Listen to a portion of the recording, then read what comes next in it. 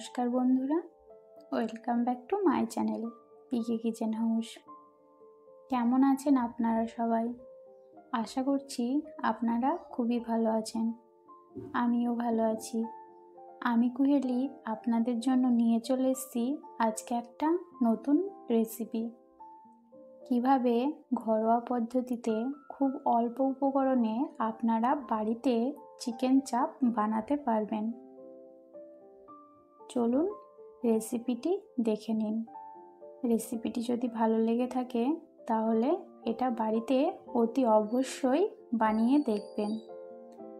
আমি আশা করছি আপনাদের এটি খুবই ভালো লাগবে। প্রথমে এখানে আমি কিছুটা কাজু, চারমগজ আর 2 চামচ পোস্ত নিয়ে নিয়েছি। এটা আমি 1 ঘন্টার জন্য ভিজিয়ে রেখে দেব। এখানে আমি 500 মাংস নিয়ে নিয়েছি আর মাংসটা একটু বড় বড় পিস করে নিয়েছি। এখানে দেব আদা রসুন বাটা,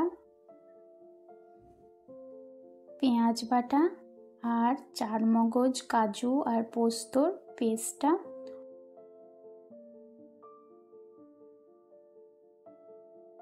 উপর দিয়ে ছড়িয়ে দেব 1 চামচ লঙ্কা গুঁড়ো, 1 চামচ ধনে গুঁড়ো, 1 চামচ গরম মশলার গুঁড়ো আর 1 চামচ সাদা তেল দিয়ে এটাকে ভালো করে মাখিয়ে নেব।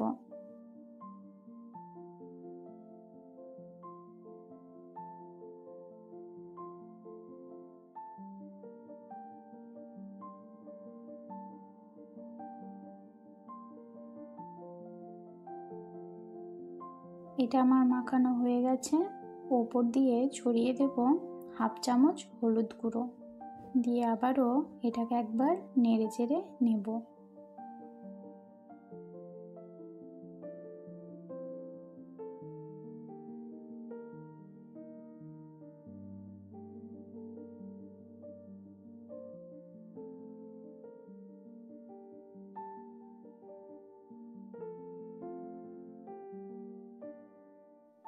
এবারিতে 1 ফোঁটা মিঠা আতর দিয়ে দেব। 1 চামচ গোলাপ জল দিয়ে এটাকে ভালো করে মাখিয়ে নেব।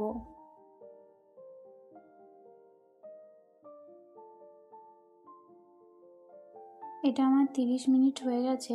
আমি ঢাকাটা খুলে নিয়েছি। এগুলোকে ভাজার জন্য কড়াইয়ে পর্যাপ্ত পরিমাণে তেল দিয়ে দেব আর দেব 2 চামচ ঘি।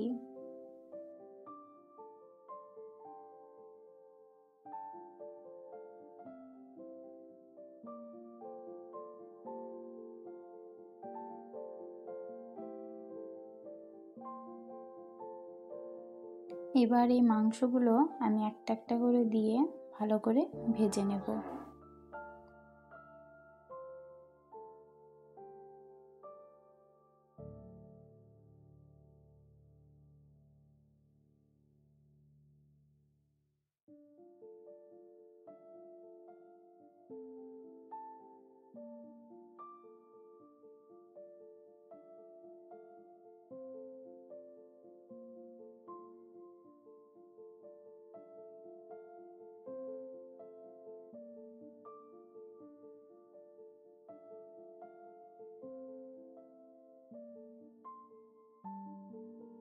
এগুলো আমার ভাজা হয়ে গেছে।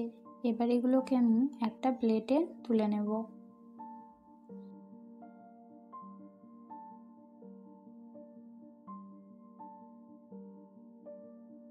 এই মাংস ভাজার তেলে দেব একটা তেজপাতা আর কিছু গোটা গরম মশলা। মাংসের যে মশলার পেস্টটা ছিল সেটা দিয়ে দেব। দিয়ে এখানে ভালো করে কষিয়ে নেব। এখানে আলাদা রকমের আর কোনো মশলা ব্যবহার করার দরকার নেই। যে মশলাটা অতিরিক্তই থাকবে সেটাকে এখানে দিয়ে কষিয়ে নিতে হবে। এবার আমি মাংসগুলোকে দিয়ে দেব। মাংসগুলো দিয়ে এখানে কিছুক্ষণ কষিয়ে নেওয়ার পরে এখানে সেদ্ধ হওয়ার জন্য পরিমাণ মতন জল দিয়ে দেব। জলটা দিয়ে আমি 10 মিনিট ঢাকা দিয়ে এটাকে ভালো করে সেদ্ধ করে নেব। আমার 10 মিনিট হয়ে গেছে, ঢাকাটা খুলে নিয়েছি। আর একবার দেখে নেব।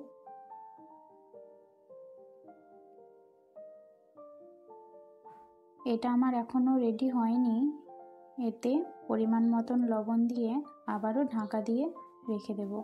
এটা আমি আবারও 10 মিনিট ঢাকা দিয়ে রেখে দিয়েছিলাম। ঢাকাটা খুলে দেখে নেব, এটা একবারে পারফেক্টভাবে তৈরি হয়ে গেছে। ওপর দিয়ে 1 চামচ গরম মশলা ছড়িয়ে দেব।